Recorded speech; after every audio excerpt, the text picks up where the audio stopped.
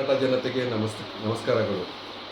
ನಿನ್ನೆ ರಾಜ್ಯದ ಮಾಜಿ ಮುಖ್ಯಮಂತ್ರಿಗಳಾದ ಸನ್ಮಾನ್ಯ ಶ್ರೀ ಕುಮಾರಸ್ವಾಮಿ ಅವರು ನಿನ್ನೆ ಸ್ಟೇಟ್ಮೆಂಟ್ ಕೊಟ್ಟಿದ್ದರು. ರಾಮನಗರದಲ್ಲಿ, ಟಿಪ್ಪು ನಗರದಲ್ಲಿ ಬಾಂಗ್ಲಾದೇಶಿಯವರು ನುಸುಳಿಕೋರಿಗೆ ಹೆಲ್ಪ್ ಮಾಡ್ತವ್ರೆ ಅಂತ.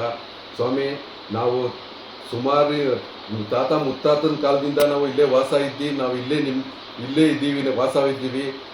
1995ರಲ್ಲಿ ನಿಮ್ಮ ತಂದೆಯವರಾದ ಸನ್ಮಾನ್ಯ ಶ್ರೀ ದೇವೇಗೌಡರಿಗೂ ಮುಖ್ಯಮಂತ್ರಿ ಮಾಡಿದ್ದೀವಿ, ಪ್ರಧಾನಮಂತ್ರಿ ಮಾಡಿದ್ದೀವಿ, ನಿಮಗೂ ಎರಡೆರಡು ಬಾರಿ ಮುಖ್ಯಮಂತ್ರಿ ಮಾಡಿದ್ದೀವಿ, ನಿಮ್ಮ ಶ್ರೀಮತಿಯವ್ರಿಗೂ MLA ಮಾಡಿದ್ದೀವಿ, ನಿಮ್ಮ ಪುತ್ರನಿಗೂ ನಾವು ಹಲವು ಸಪೋರ್ಟ್ ಮಾಡಿದ್ದೀವಿ, ಹಲವು ಜನ ಸಪೋರ್ಟ್ ಓಟ್ ಹಾಕಿದ್ದೀವಿ. ಆದರೂ ನಿನ್ನೆ ನೀವು ಬಾಂಗ್ಲಾದೇಶ ನುಸುಳುಕೋರು ಅಂತ ಹೇಳಿದ್ದೀರಾ. ನಮಗೆ ವಿಷಾದಯ. ದಯವಿಟ್ಟು ನಿಮ್ಮ ಸ್ಟೇಟ್ಮೆಂಟ್ ವಾಪಸ್ ತಗೊಳ್ಳಿ ಸ್ವಾಮಿ. ನಾವು ಸುಮಾರು ವರ್ಷದಿಂದ ಇಲ್ಲೇ ಇದ್ದೀವಿ. ನೋಡಿ, ನಮ್ಮದು ID ಕಾರ್ಡ್ ನೋಡಿ.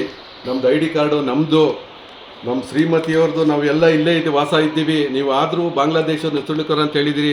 ನಮಗೆ ಬಹಳ ನೋವುಂಟಾಗಿದೆ. ದಯವಿಟ್ಟು ನಿಮ್ಮ ಮಾತು ವಾಪಸ್ ತಗೊಳ್ಳಿ ಸ್ವಾಮಿ ಅಂತ ಹೇಳಿ ನಾನು ಪ್ರಾರ್ಥಿಸ್ಕೊತೀನಿ.